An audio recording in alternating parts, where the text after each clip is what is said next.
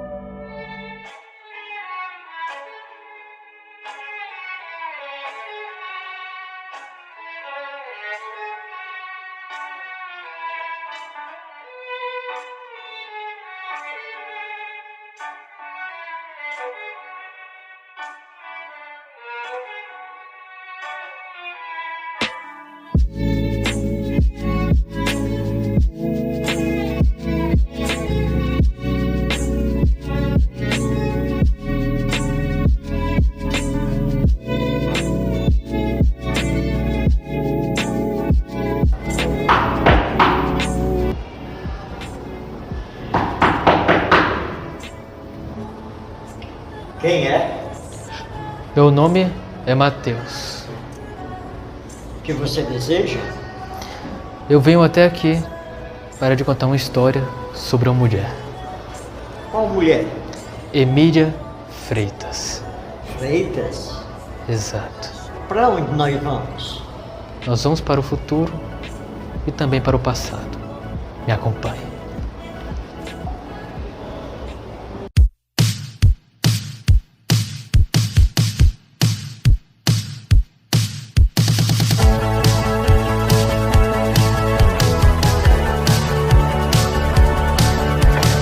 Estou pronto.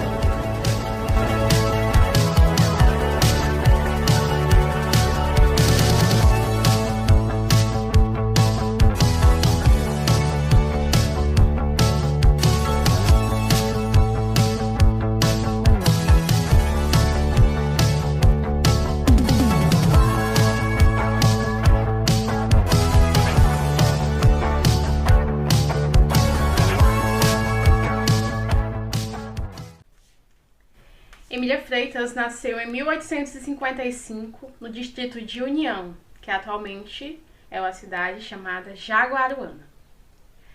Na época, o distrito de União pertencia ao município de Aracati, e por esse motivo há um impasse quanto à cidade de nascimento de Emília Freitas. No entanto, na própria obra A Rainha do Ignoto, a autora aborda aspectos comuns à cultura do distrito de União.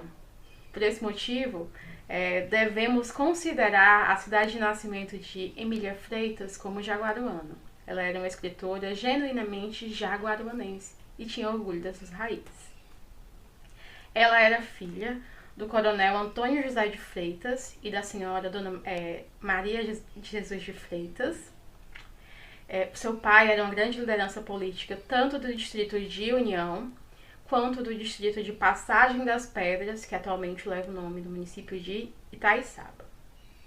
Ainda na casa paterna, Emília Freitas tem contato com as primeiras ideias republicanas e abolicionistas. Então, seu círculo familiar era um círculo em que essas ideias estavam em constante efervescência, sendo sempre discutidas. Então, é desde pequena que ela vai ter contato com esses ideais, que vão ser...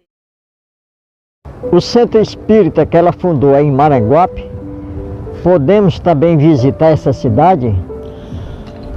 Nós fazemos apenas uma viagem, mas temos uma correspondente lá. Correspondente?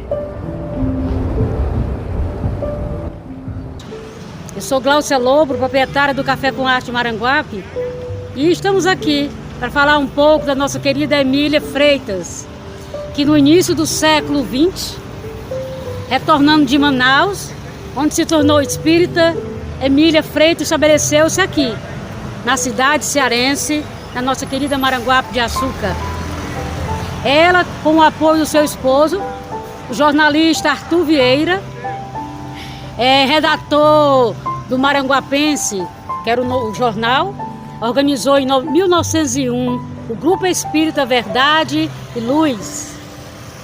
Como vimos no primeiro episódio, o segundo centro espírita do estado do Ceará.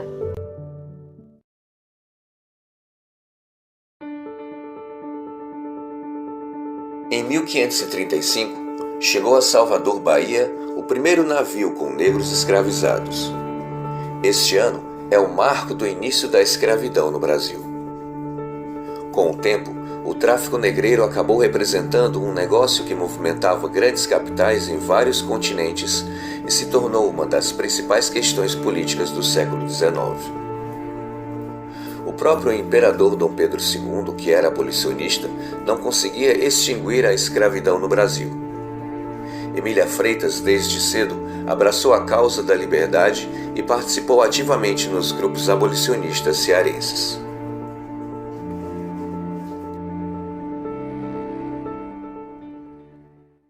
A Emília também se destaca porque ela vai ser uma mulher que se engajará em questões políticas, principalmente durante o século XIX, que é a questão abolicionista. Então a Emília ela vai participar de uma das sociedades aqui no Ceará, em Fortaleza, que vão fazer várias ações para tentar tanto comprar alforrias de alguns escravos, que era o que essas sociedades faziam, como também para uma questão de conscientização política. Elas produziam literatura, principalmente artigos curtos para os jornais, para tentar conscientizar a população acerca do que era esse problema da escravidão aqui no Ceará durante o século XIX.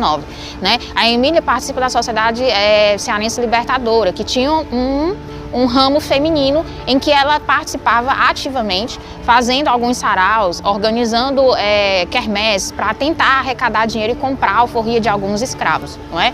E também a questão da abolição não é só tentar retirar, não é? Dar essa liberdade a esses escravos, mas também é uma questão, é um problema político, né? Porque trouxe estigmas, trouxe feridas que ainda estão na nossa sociedade.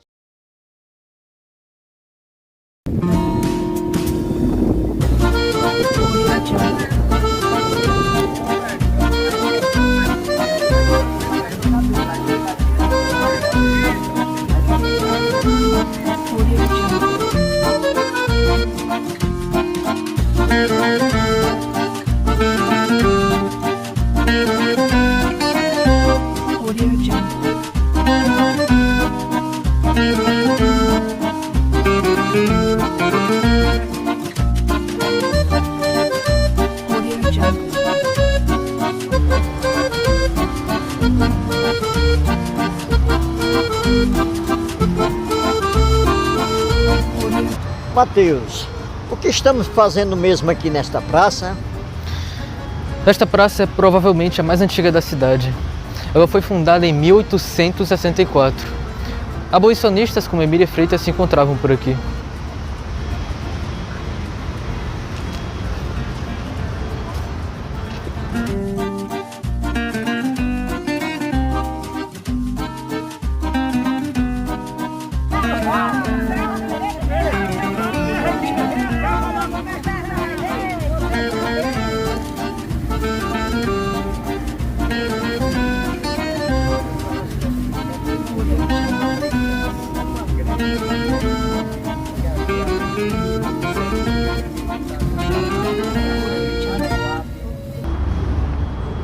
Mateus, como ficou a situação dos negros após a abolição? Eles não tiveram apoio algum do Estado.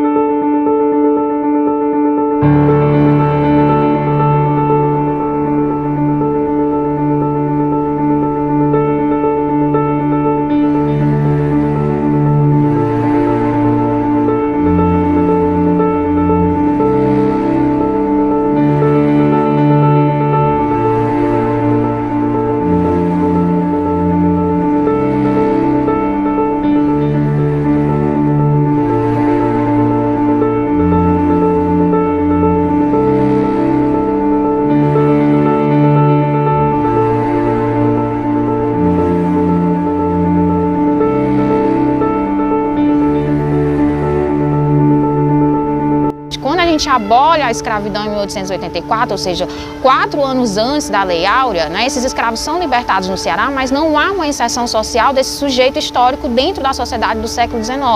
O escravo ele não foi inserido, né, ele não recebeu outra função a se realizar dentro dessa sociedade.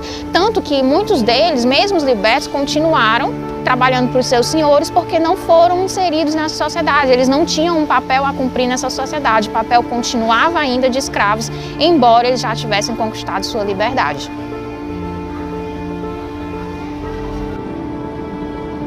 Dimensionar a escravidão ainda hoje é difícil porque esses prejuízos, essa tragédia se prolonga no tempo. Basta que a gente veja o que ocorre com as comunidades das periferias de qualquer capital aqui do nosso país.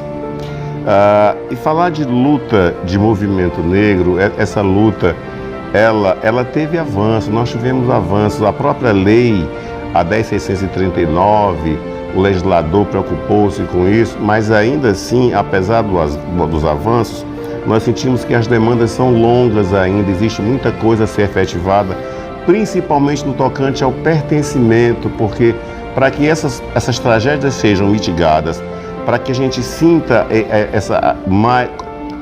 as lutas do movimento negro de forma mais efetiva, é preciso que primeiro as pessoas se sintam pertencentes a esses segmentos étnicos.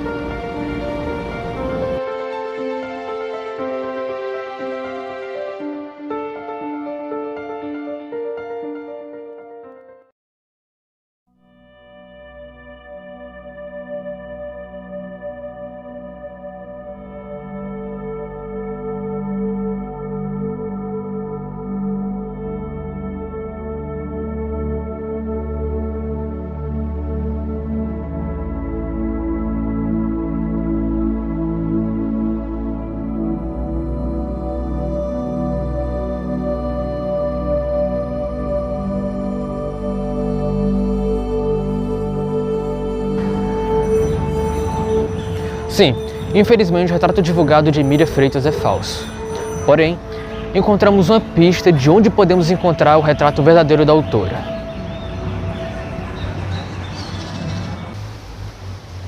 Estamos aqui neste magnífico prédio, o Museu do Ceará. Construído entre os anos 1856 e 1871, o local já foi a Biblioteca Pública, Faculdade de Direito, Academia Cearense de Letras e o Legislativo da província. No segundo andar deste prédio, no dia 24 de maio de 1883, às 12 horas, ocorreu a Sessão Magna, o ato de libertação dos escravos. Existe uma pintura que retrata este momento, e é provável que Emília Freitas esteja nela.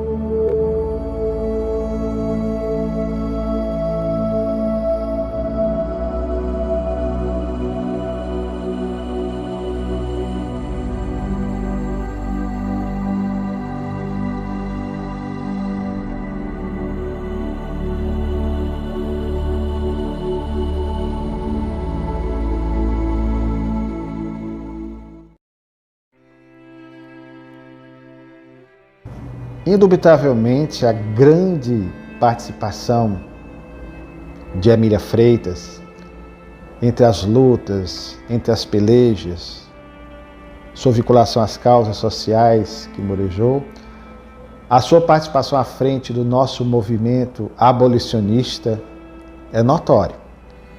Todos nós sabemos a ação vanguardista dos cearenses no tocante à antecipação da abolição da escravatura em nosso estado, sendo com justiça merecedor pelo célebre 25 de março de 1884, do título de A Terra da Luz.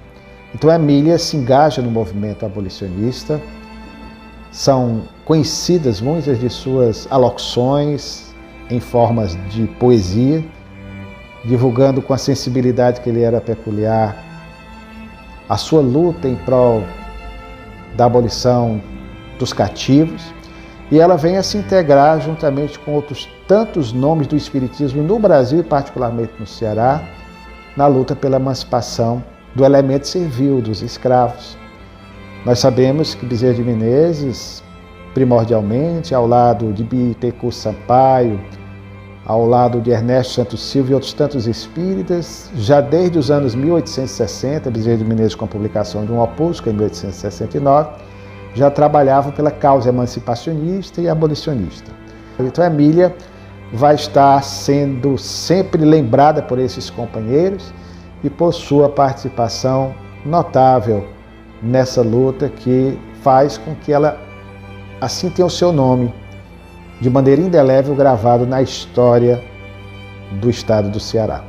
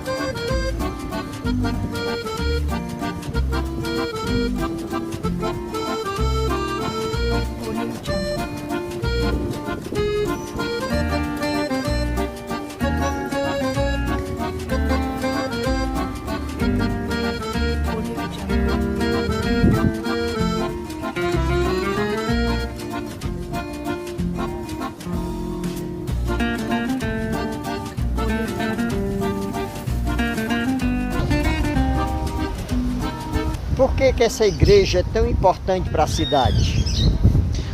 Essa é, talvez, uma das mais antigas da cidade.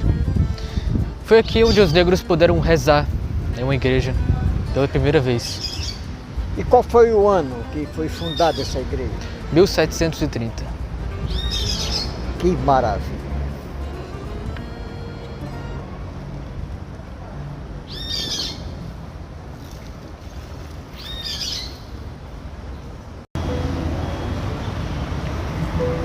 Mateus, como foi o desencarne desta dama, esta grande mulher Emília Freitas?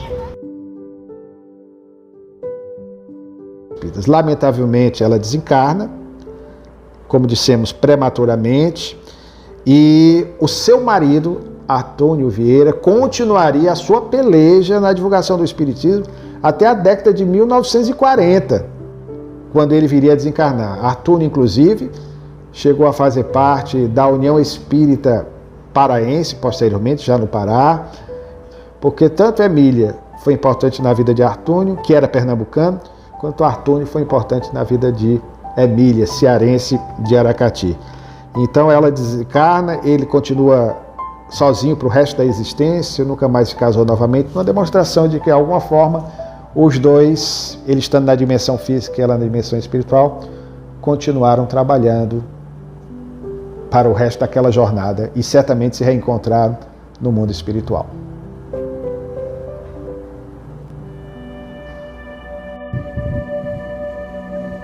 Linda vista, não é, Kardec? Mas agora você deve retornar.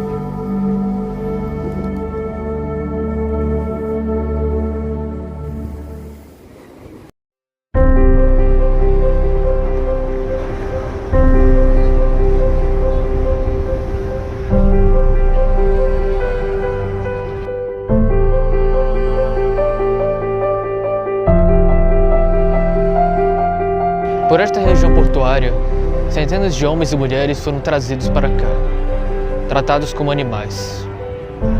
Na época de Kardec, na época do Livro dos Espíritos, a escravidão ainda existia.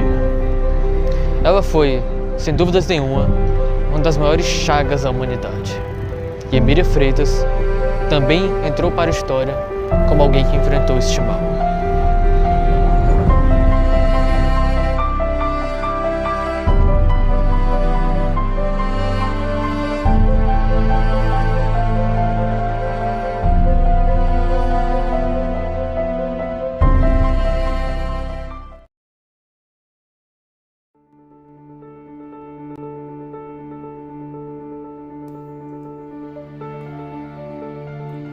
Livro dos Espíritos, questão 799.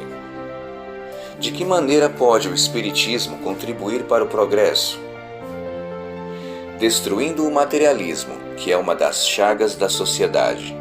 Ele faz que os homens compreendam onde se encontram seus verdadeiros interesses. Deixando a vida futura de estar velada pela dúvida, o homem perceberá melhor que, por meio do presente, lhe é dado preparar o seu futuro.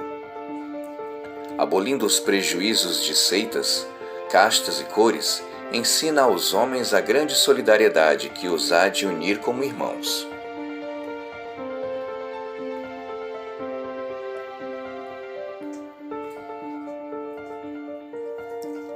Livro dos Espíritos, questão 829. Há homens naturalmente destinados a ser propriedades de outros homens? Toda sujeição absoluta de um homem a outro é contrário à lei de Deus. A escravidão é um abuso da força e desaparecerá com o progresso, como pouco a pouco desaparecerão todos os abusos.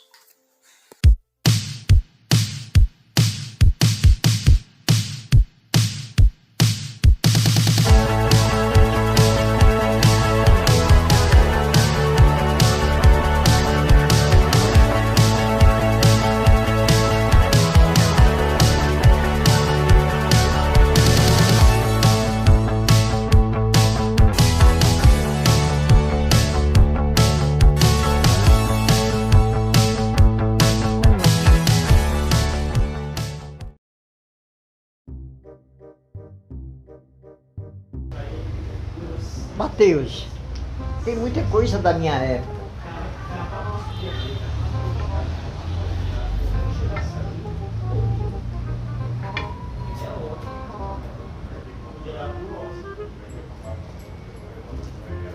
Sou eu.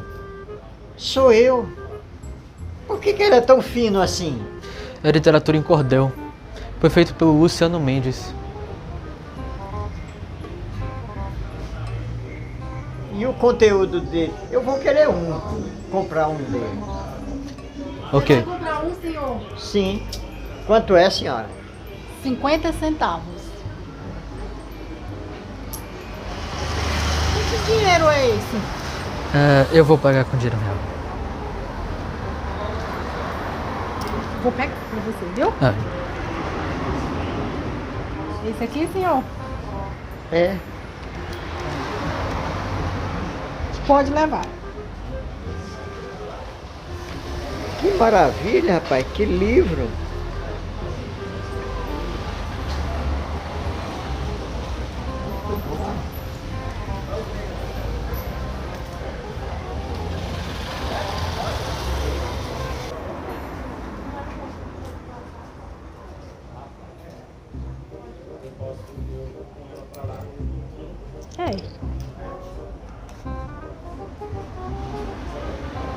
Será?